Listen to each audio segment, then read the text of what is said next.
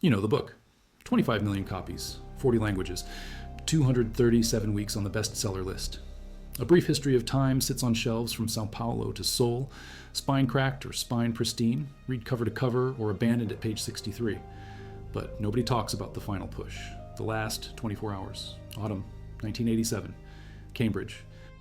A man in a wheelchair, body folded like paper, cheek twitching against a sensor, writing at 4 words per minute about the universe's first 3 minutes.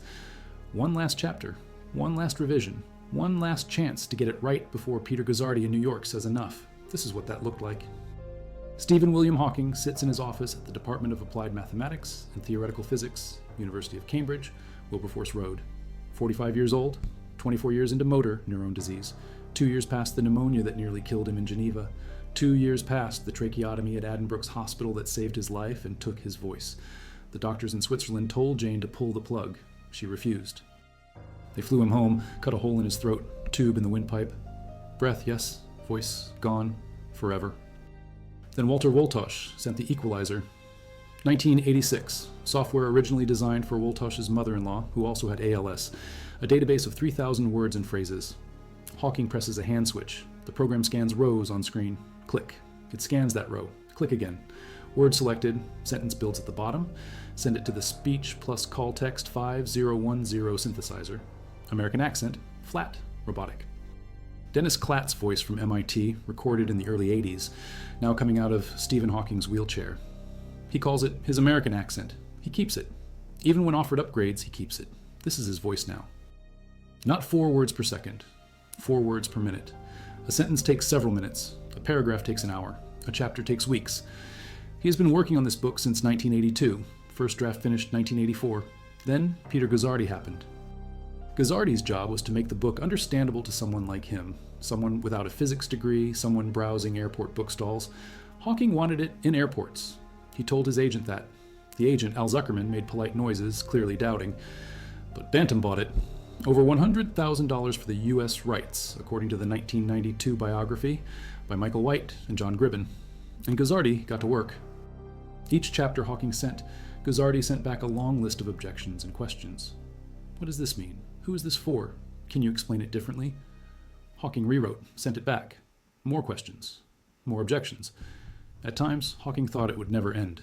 He said so later in a 2013 Wall Street Journal essay. But Guzzardi was right. It is a much better book. The title changed too. Hawking's original. From the Big Bang to Black Holes, A Short History of Time. Guzzardi flipped it. A Brief History of Time. From the Big Bang to Black Holes. Brief instead of short. Stroke of genius. Brief suggests duration, a human scale interval, ironic against the concept of time itself. Short just sounds small. Life-threatening in his condition. Swiss doctors said recovery was impossible. Advised Jane to turn off the ventilator. Immediate death. She refused. Chartered an air ambulance. Flew him to Addenbrooke's in Cambridge. They saved him with a tracheotomy. Hole in the throat. Tube in the windpipe. No more voice. The manuscript sat. Incomplete. Guzzardi waiting. Deadline slipping. 1986 publication planned, now impossible. After the tracheotomy, Hawking communicated by eyebrow. Nurse or assistant holds a spelling card. Points to letters. Hawking raises his eyebrows at the right one. Spells out words. This is how a man who wants to explain the universe to millions communicates for months. Then Woltosz heard about it. Sent the equalizer, free of charge. Hawking learned the system. Click, scan, click, select. 4 words per minute. Slow, but faster than eyebrows. Faster than silence. He told Woltosz later, I can communicate better now than before I lost my voice. The American accent became his trademark. Particle physics and astrophysics, 2 fields that work separately, needing one unified theory. If scientists could unify them, Hawking wrote, we would know the mind of God. That line almost got cut in proofs. Hawking kept it. Good choice. It became the book's most quoted sentence. Laflamme sits close, ready to hoist Hawking up when he slumps, ready to push his glasses back when they slide. The computer on the wheelchair arm, the screen dim, liquid crystal display, rows of words scanning. Hawking's right hand still has some function. Index finger, thumb. He presses the switch. Beep. The program stops on a word. Another beep. Another word. Sentence grows at the bottom of the screen, 4 words per minute. Do the math. 15 seconds per word. A 10-word sentence takes 2.5 minutes. A paragraph of 60 words takes 15 minutes. This is writing as endurance sport. If we find the complete theory, is that knowing the mind of God? These are the questions he has been circling for 5 years. These are the questions Guzzardi has been asking him to make clearer, simpler, more human. Privacy gone. Elaine Mason, one of the nurses, strong personality, protective. Colleagues disturbed by her intensity. Jane feels overwhelmed.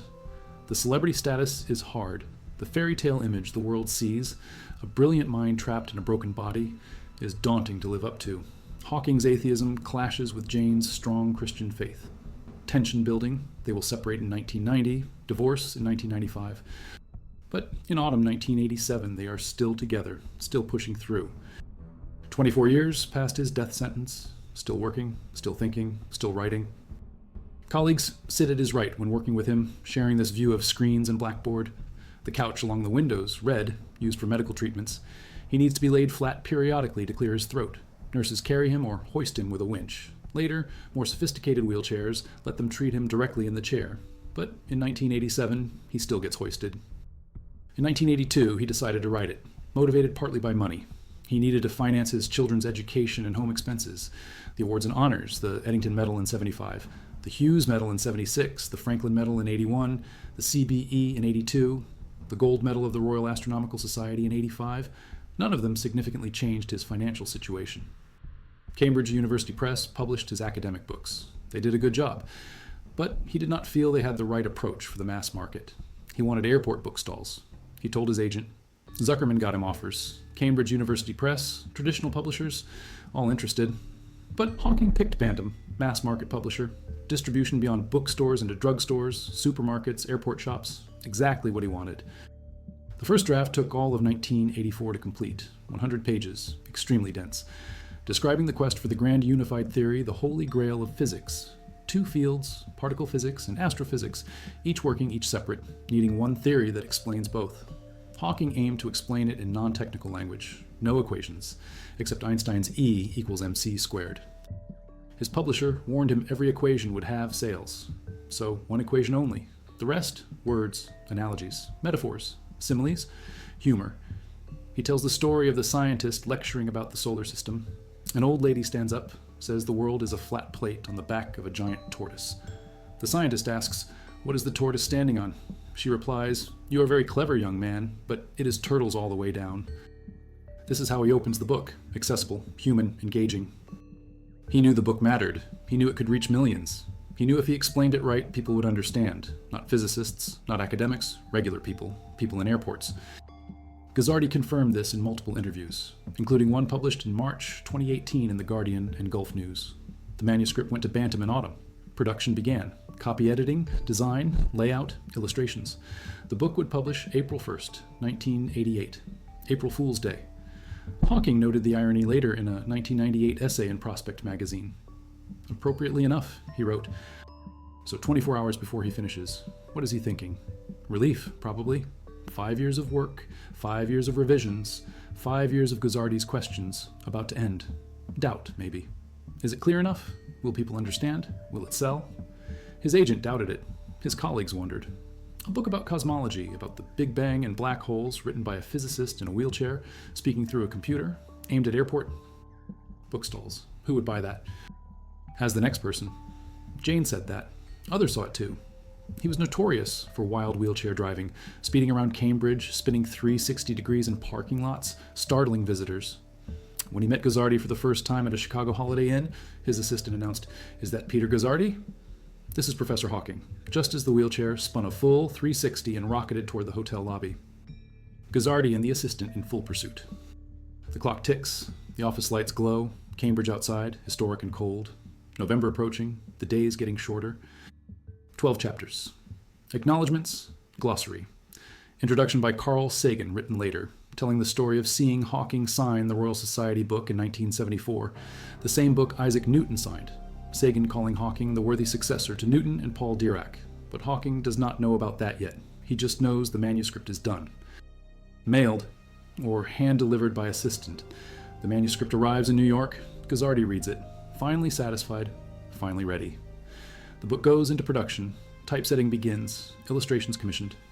Ron Miller, the artist, creates the diagrams. The cover designed, the marketing planned. Bantam prints 50,000 copies for the first run. Cautious.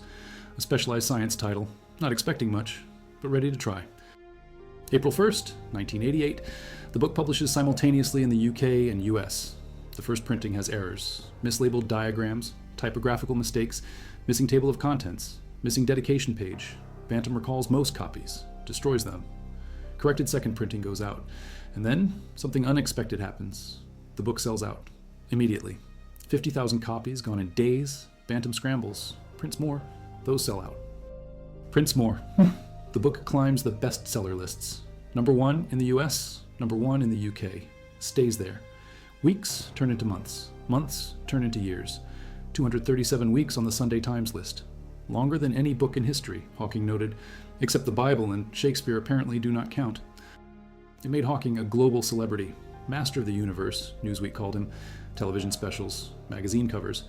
Documentary by Errol Morris in 1991, produced by Steven Spielberg. Cameos on Star Trek The Next Generation, The Simpsons, The Big Bang Theory. He became more than a scientist. He became a cultural icon. The brilliant mind trapped in a failing body, roaming the cosmos, explaining the universe to millions. But none of that has happened yet.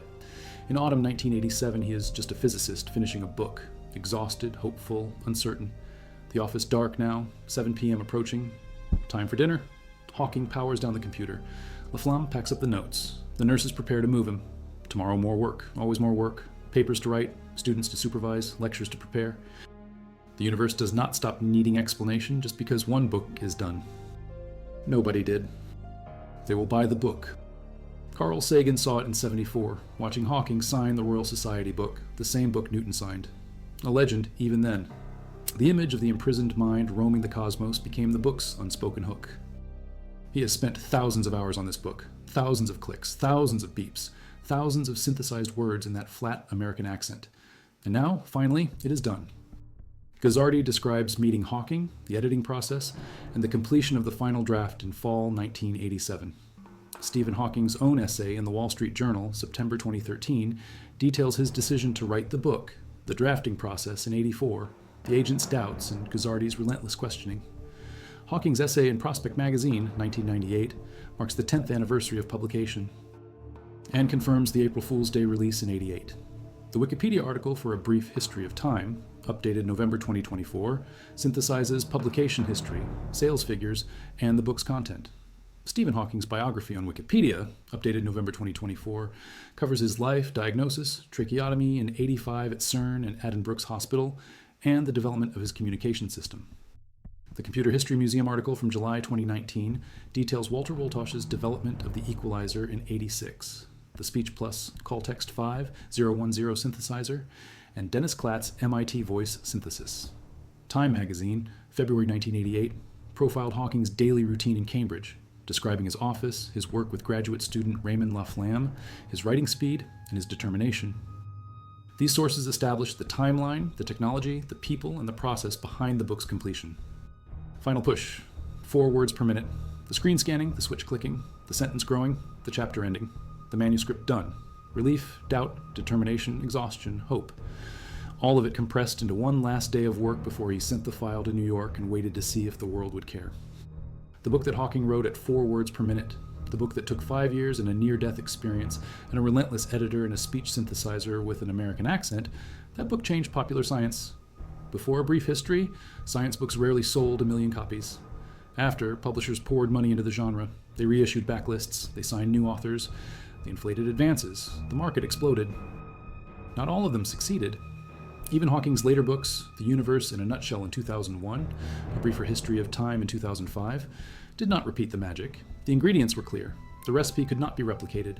Brilliant scientist, compelling personal story, big questions, accessible language, perfect title, all of it together at the right moment. But it started with one man in a wheelchair, one finger on a switch, 4 words per minute. Autumn 1987, Cambridge, England. The manuscript nearly done. One more day, one more chapter, one more revision, one more click, beep. Word selected, sentence grows, synthesizer speaks, and finally, after 5 years, it is finished. Hawking powers down the computer, Laflamme packs up, the nurses move him, dinner time. Tomorrow, the universe will still need explaining, but tonight, this book is done. Time magazine's list of the 100 best nonfiction books. Documentary in '91, illustrated editions, 10th anniversary edition in '98 with new chapters on wormholes and time travel. The book lives, it endures. Decades later, people still buy it, still read it, still struggle with it. Hawking joked in '98 that if you can understand everything in it, you would be ready to start a PhD in theoretical physics. He knew it was difficult. He knew people skipped parts, but he also knew they got the flavor, the quest. The search to understand the universe based on rational laws, that is what mattered. Despite the nurses and the pain and the limitations, glorious, because the mind matters more than the body, because understanding the universe is worth any hardship, because the questions are bigger than any one person. That belief made him keep clicking the switch, keep building the sentences, keep explaining the cosmos 4 words per minute.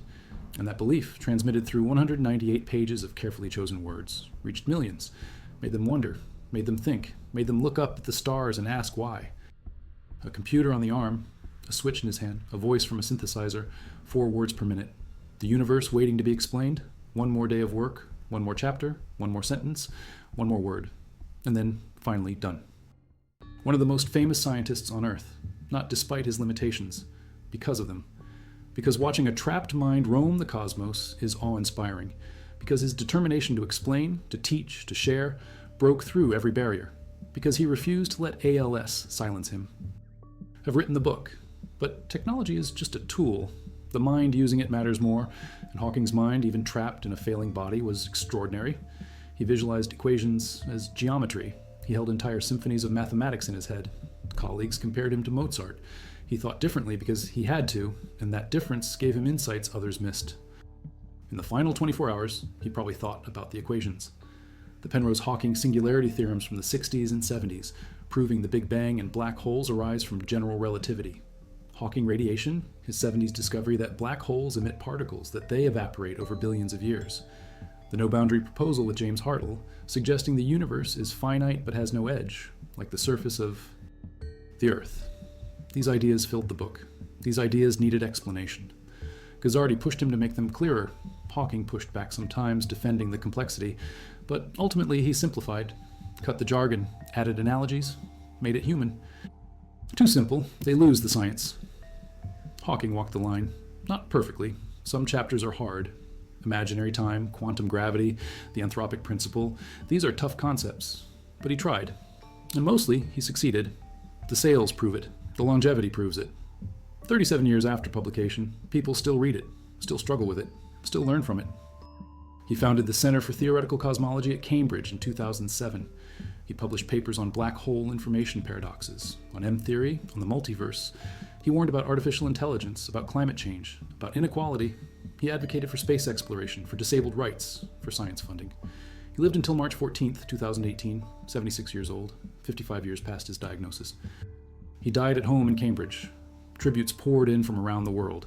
Scientists, celebrities, world leaders, all mourning the loss. His ashes were interred at Westminster Abbey, between Isaac Newton and Charles Darwin. The inscription on his memorial stone includes his most famous equation, the formula for Hawking radiation, and a quote, "Here lies what was mortal of Stephen Hawking." He is just finishing a book, tired, hopeful, clicking the switch, building the sentences, 1 more word, 1 more paragraph, 1 more page, and finally, the last line, the manuscript done, 5 years of work, complete. So he powered down the computer, let the nurses move him, went home to Jane and the kids, had dinner, maybe watched television, maybe read, maybe just rested. The book was done. Tomorrow it would go to Guzzardi. Next week, production would start. Next year, it would publish. But tonight, it was just done. And that was enough. The American accent of the synthesizer. The sentence growing at the bottom of the screen. 4 words per minute, 15 seconds per word, hours for a page, days for a chapter, years for a book. But finally, done. The manuscript complete. The universe explained, or at least attempted. 198 pages, 12 chapters, 1 equation, and the hope that someone, somewhere, in an airport bookstall or a library or a bookstore would pick it up and understand. That is what mattered. That is what drove him.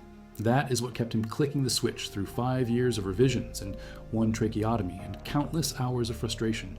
The hope that understanding matters, that knowledge matters, that explaining the cosmos to millions is worth 4 words per minute.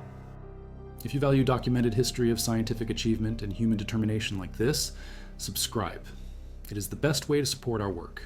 Also comment from which city you're hearing this from. Also, this script is researched and factual.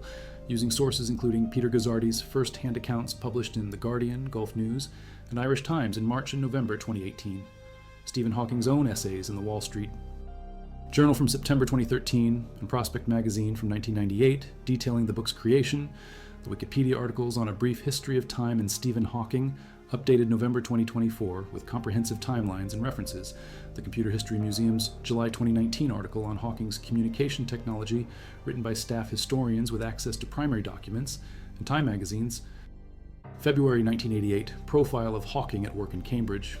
These are deep, authoritative sources that provide first-hand testimony, contemporaneous accounts, and verified historical facts about the manuscript's completion in fall 1987, the technology enabling Hawking's 4 word per minute writing speed, and the book's publication on April 1st, 1988. Now back to the information. The moment of finishing is personal, unknowable without a diary or recording, but the context is documented, the process is clear, the timeline is established, the technology is explained, the people are named, the challenges are real. From that foundation, we reconstruct the final 24 hours, not as fiction, as informed historical imagination, based on facts, rooted in sources, extrapolated carefully. Not in bursts of inspiration, in years of grinding work, 4 words per minute, click, beep, select, repeat. For 5 years, through pneumonia, through tracheotomy, through doubt, through frustration. Until finally, autumn 87, it is done. And 6 months later, the world discovers what Stephen Hawking created, a book that explains the universe, a book that sells 25 million copies, a book written at 4 words per minute by a man who refused to stop. The book's structure reflects years of refinement, 12 chapters.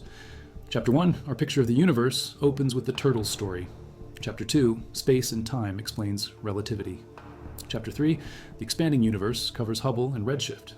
Chapter 4, the uncertainty principle, tackles quantum mechanics. Chapter 5, elementary particles and forces, discusses quarks and the 4 fundamental forces. Chapter 6, black holes, introduces event horizons. Chapter 7, black holes ain't so black, reveals Hawking radiation. Chapter 8, the origin and fate of the universe, explores the Big Bang. Chapter 9, the arrow of time, examines why time moves forward. Chapter 10, wormholes and time travel, was added in later editions. Chapter 11, the unification of physics, discusses the search for a complete theory.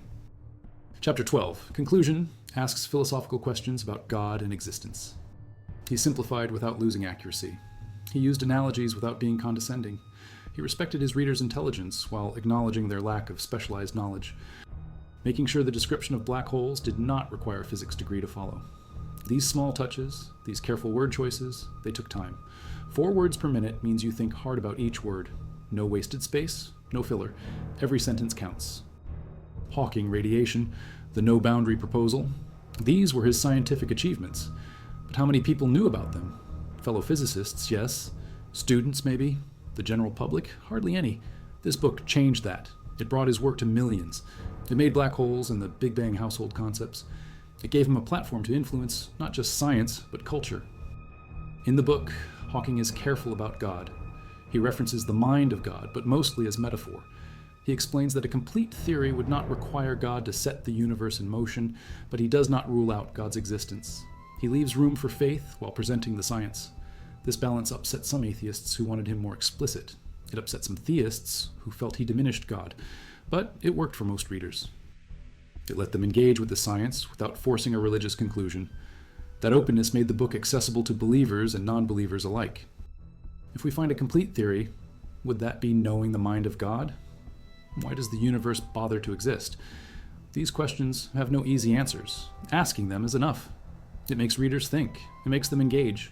That is the book's power, not providing all the answers, asking the right questions. When it made Hawking a global celebrity, when it changed popular science forever, that belief was vindicated.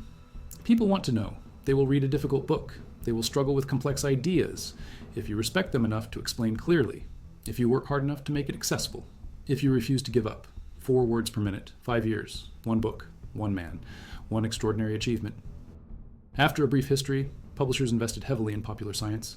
They signed physicists, cosmologists, mathematicians. Some succeeded. Brian Greene's The Elegant Universe. In 1999, became a bestseller. Lisa Randall's Warped Passages in 2005 sold well.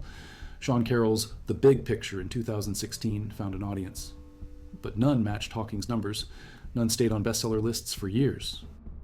The phenomenon was unique, unrepeatable. Even Hawking could not repeat it with his later books. Him compelling. The title mattered. Brief suggested accessibility. History suggested narrative. Time suggested profundity. Together, they promised a book that was both short and deep, easy and important. A promise the book mostly kept. That care shows on every page. It shows in the careful analogies. It shows in the patient explanations. It shows in the willingness to rewrite and rewrite and rewrite until Gazzardi was satisfied. 4 words per minute means you care about each word. You cannot afford carelessness. You cannot waste space. Every word has to work. And in A Brief History of Time, they do. The universe explained. The final 24 hours behind him. And ahead, unimaginable success. But in that moment, finishing the last sentence, clicking the switch one last time, Hawking probably just felt relief. The book was done. Tomorrow, the next challenge. But tonight, this was finished, and that was enough.